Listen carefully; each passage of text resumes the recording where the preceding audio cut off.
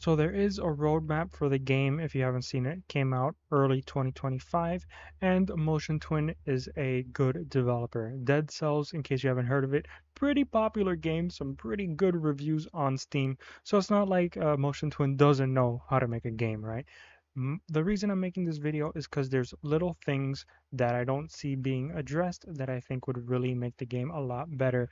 We could sit here and say, yeah, Windblown needs 10 new bosses, 5 new biomes, 20 new weapons. Uh, that's not too realistic. First off, there's a roadmap. They're putting out free updates monthly, major updates that are making the game better and better each time. So I fully trust Motion Twin knows what they're doing. They know what needs to be added, what needs to be polished. I'm gonna let them cook, right? And you should too, in my opinion. You got to trust them. They're a small team, right? I think they're less than 10, I think it is. And they've done a great job so far. So you got to let them cook. You got to trust that the important things like new biomes and new bosses, new weapons, that's going to come at its own pace. That's not what I'm here to talk about. I'm here to talk about the little things that I don't see being talked about or people giving feedback about, but I think these are little things that are going to make a big impact. So they're all small things that, in my opinion, as an armchair game developer who's never made a single game in his life, these are all things that could be fixed or added within a couple weeks, a month or two, nothing too drastic. So with that being said, let's get into it. So this is really low-hanging fruit. I think this would make the game a lot better for new players, veteran players, everyone in between. Right now, look at the bottom right of my screen. There's a lot of numbers here, right? A lot of currency that I've gotten over the many hours, right? And there isn't anything for me to do with all this down here. There just flat out isn't. You go over to Eperin, nothing. Looks like you've bought everything here. Okay, great. Then I go over to Friend Forever. Looks like you've bought everything here. Okay. So basically, there's nothing for me to spend these things on. Now, I don't know if Motion Twin already has something cooking right in the back burner here, but I think it's pretty easy. This is an easy home run, right? Let us spend these currencies to help our runs, start off our runs with a certain weapon, perhaps. Kubrick over here, he's a blacksmith, right? He's got this little anvil ship. He's got an anvil here. Makes total sense that you'd be able to give him maybe some shards or some crystals or I don't know what this is dust. I don't know what these two are. I forgot what they're called. Memmonite something or obsidian and say, hey, here's some 10 memmonite dust, and then you get to pick what weapon you start the run with, right? Because typically you start off with the fish knife, and then if you have some upgrades unlocked, two random weapons spawn. Why not reward players who've unlocked everything and have a lot of currency? Let them choose what weapon they're going to start with for 10 dust or 1,000 cogs or whatever. Maybe that's too much. I'm not talking the actual numbers don't really matter. It's more of the concept that I'm talking about. And you could also expand this. Maybe you start off with a gift, right? But that would probably be a little bit more expensive. What if I wanted to pick upgrading crystallize, right, to start off with that? Maybe I gotta shell out some premium, these ones here, the crystals or whatever, the one that I have 442 of. There's a lot you can do. You can do it with trinkets as well, things like that. And this is already in the game, if you think about it. Not for currency, but whenever you unlock something for the first time, you do get to pick it up. It's kind of the game's way of letting you try out whatever you unlock, so that way you don't have to wait until you encounter it naturally in the run through RNG. So just take that same mechanic, that same concept of being able to take things from the arc and put it into the run and do it here with Kubrick. Talk to him. Maybe he has a little menu, spend some currency, get to start off with a weapon of your choosing, right? Maybe that's more expensive. You could also choose with maybe a random weapon that's going to be less expensive, maybe a random trinket.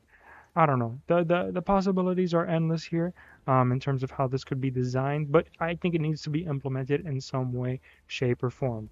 Let us spend currencies to start off our runs better off. Maybe we can, weapons, trinkets, gifts, whatever. The second thing is the arc. Now look at the arc, visually beautiful, right? Looks lively. I like it's not static, right? It's very dynamic. You have the waterfalls, you have the koi fish going around, you have the ships, the wind, get a windblown wind. Yeah, I'd hope we'd have wind. You have NPCs here that you can talk to. You have this scene here, which I love this. I mean, this is perfect. You have the little like aesthetics here, the little dandelions or whatever in the air. You have the vortex in the background. You have this thing, which I'm sure is going to be an Easter egg or something later on. The arc is great from like a design standpoint. No, no doubt. I don't think anybody's saying like, "Oh, this looks bad." No, this looks great. My problem is that there needs to be something to do here. Right now, it's just like your meta progression type thing. This is where you get your upgrades, your unlocks, yeah, your cosmetics from Makaba, your upgrades from Eperin, and then your unlocks from Friend Forever and the memory deck and whatever. That's not what I'm referring to. This needs to be a little bit more on the end. Yeah, you can test things out at the training dummy, but we need a little bit more. And specifically, what I'm referring to when I say more, I mean something that makes it feel a little bit more like home, if you think about it. Because in my opinion, the arc isn't like just place that we're just here to buy upgrades and leave. At least in the lore, the story, there is a story to the game, by the way. This is kind of our home, right? So why not make it a little bit more lively? And my suggestion would be mini games, right? So what I'm thinking, there's a little fishing rod right here, a little twig with some bait and a string on it, and we have a fishing rod weapon in the game right over here. So I don't know how you do it, but it seems to be set up for fishing to begin with. Like there's a little pond here. It's a could be a little mini game, right? And there's also fish in the game. Well, there's magic fish, but they're basically fishes. So why not have a little fishing mini game to pass the time? Maybe you can fish with your friends here, and maybe put a little reward. Maybe you can unlock a magic fish by fishing. Maybe you make a little mini game for it. Maybe they reward you currency. That ties really nicely with my previous idea, where you can fish, not only have fun fishing, but maybe you'll get some currencies, so you don't have to go into the run to get the currency, and then you can spend it here at Kubrick to start your run off with whatever weapon of your choosing or whatever trinket. So I think that's one suggestion. This is more of like a single player suggestion, but Windblown is also a multiplayer game. That's quite a good one at that. So I'm not sure if you're familiar with Monster Hunter, but to make a long story short, Monster Hunter has a hub, kind of like the Ark is in Windblown, and you can arm wrestle other players in Monster Hunter. It's really fun. It's really just mashing a button, and whoever mashes harder wins the the arm wrestling contest, and the loser just goes flying, and the other guy's just celebrating.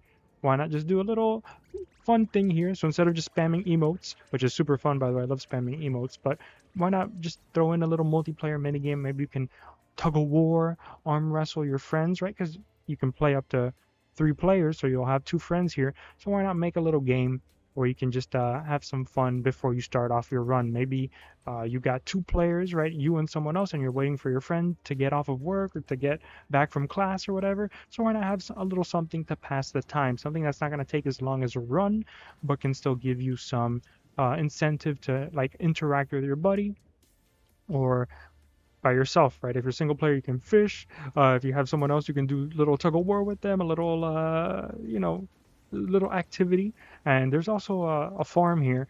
Um, I don't, it fits with the lore of like we need to survive on the ark. I get that, but you could do a little farming minigame, little Farmville type thing. Maybe your plants grow after, like during a run. The further you go, the more they grow, and you get some reward.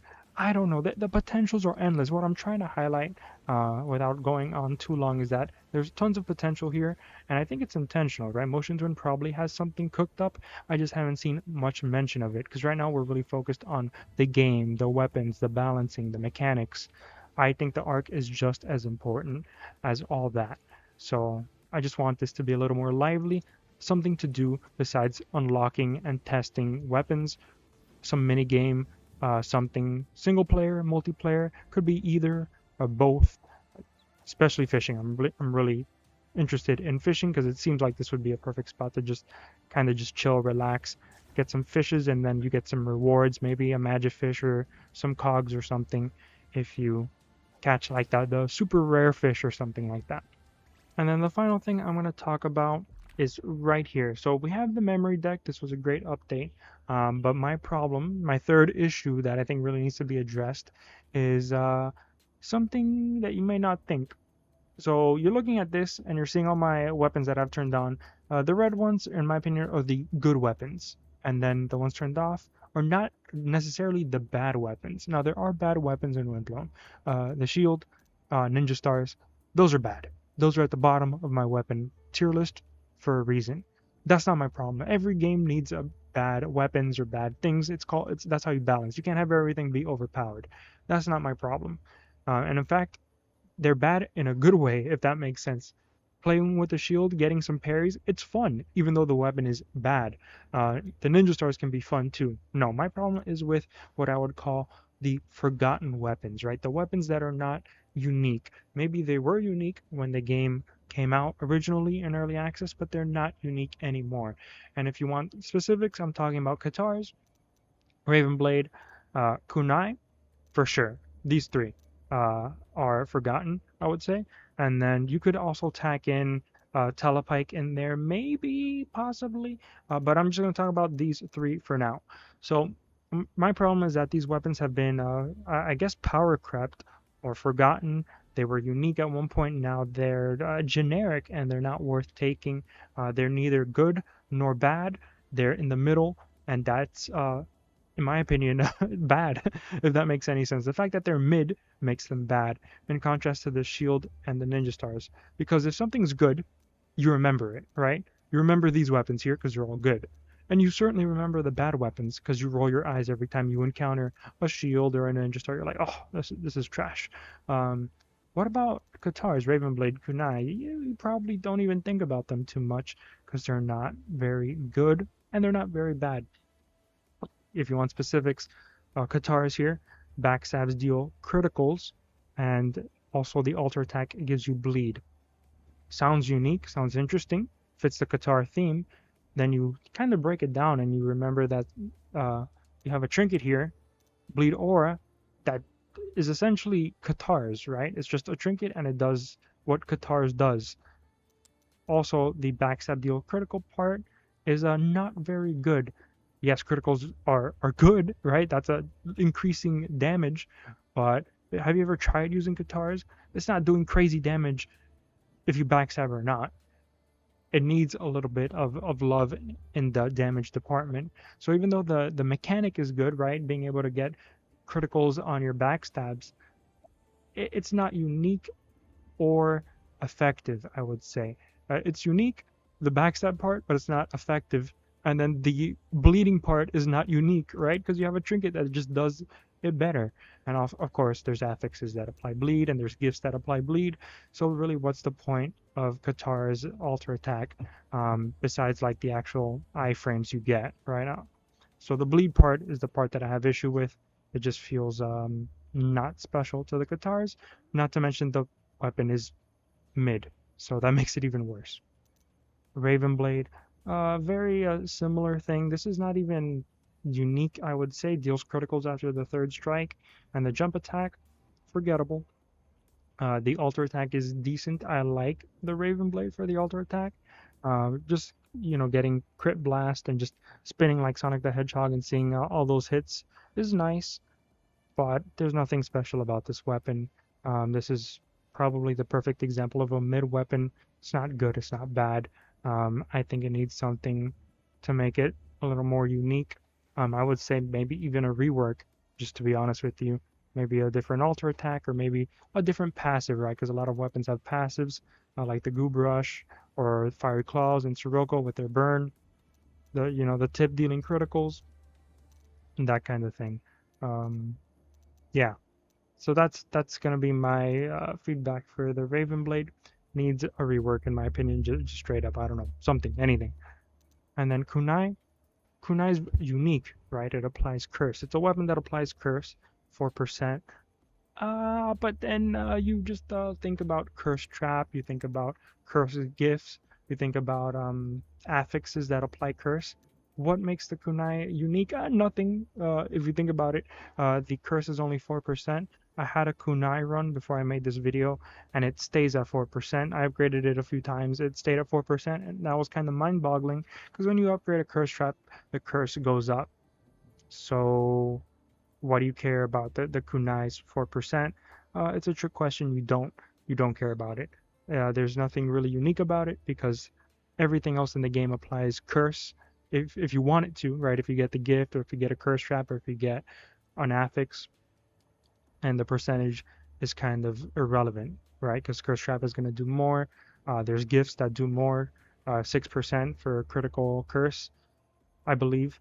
So yeah, and kunai just doesn't do a lot of damage, right? So kunai katars just don't do enough damage to really justify taking them, and the parts that make them unique are not so unique. So what's the point?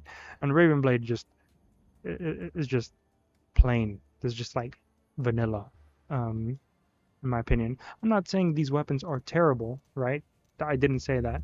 I said they're forgettable, and to me that's just as as bad, or if not worse than being bad. If that if that makes any sense. So those are three things, three minor things that I think would really improve the game if they're addressed.